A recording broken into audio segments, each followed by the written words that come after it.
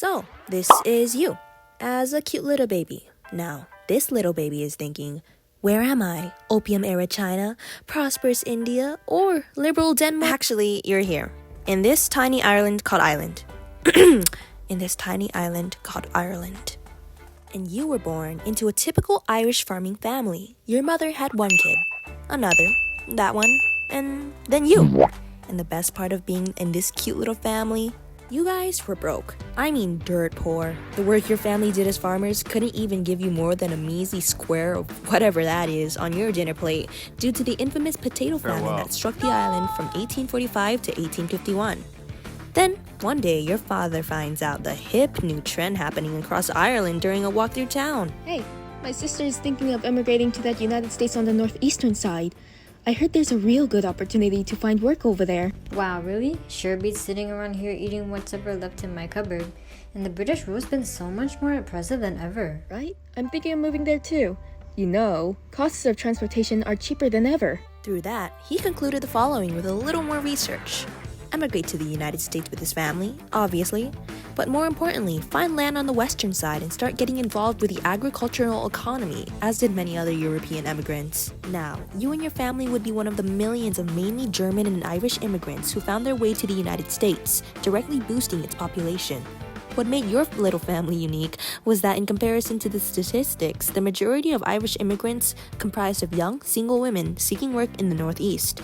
Your family, oddly enough, resembled most German families, which made up about 20% of immigration demographics. Just a little odd fact to throw in there. The country at this time found itself at the peak of growth since its beginnings in the 17th century, with more than 31 million people living in it. Amongst immigration, however, there were other factors that added to the whole of the population boom. Public health, for example, bettered itself exponentially in contrast to previous years filled with illnesses and epidemics. Guess what? That means the mortality rate is down. This means all those babies that these American women have been popping out like nothing, yeah, they live past 2 seconds of birthing now. And maybe one of them is named Abraham and eventually abolishes slavery, I don't know. What a great day to be living in the United States of America. More immigrants. This country is going to ruin. Tell me about it. I can't walk in the streets without there being a foreigner opening their loud mouth. They shouldn't even be allowed to walk around like us. They're practically the same as Africans and Indians. Hey, shush! Don't say that out loud. I think one of them's watching us. I mean, he's right, isn't he? These immigrants are stealing from our labor force. My cousin's older half-brothers, half-sister, third cousins, twice removed, lost his job to an immigrant. Not to mention what crazy ideas these people could bring into our country. Yeah. You're probably thinking, wow, what a bunch of rude, ignorant people. Who could ever come up with such radical and completely prejudiced beliefs about a group of people and not feel completely stupid after uttering those hateful words? They're called nativists. They believe in nativism, which in itself is the defense of native-born people and hostility towards the foreign-born. This idea was popular amongst older Americans and originated mainly in the Northeast. Let's take a look at an advertisement from 1852 for the American Citizen, a short-lived nativist newspaper.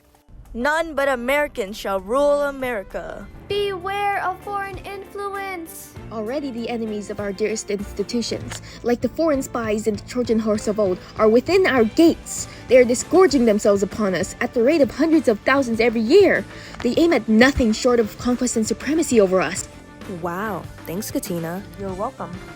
So, this big goofy document showcases the primary objective of nativist groups and their opinions on certain matters regarding immigrants and politics and how these foreigners should, quote, be taken care of in society, unquote. They were a determined bunch, I'll tell you that much. Moving along, the concept of the American identity to these people is to be born and raised in the United States of America, to have come from a bloodline of warriors and men who fought for a country of freedom. Freedom, which, ironically enough, should not be given to anyone else but white native-born people because immigrants pose a foreign threat, and that mindset is still passed around to this day.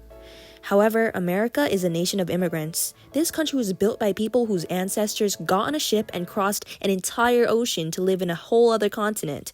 With the exception of the millions of indigenously rooted people of the Americas, yes, immigrants make up this country.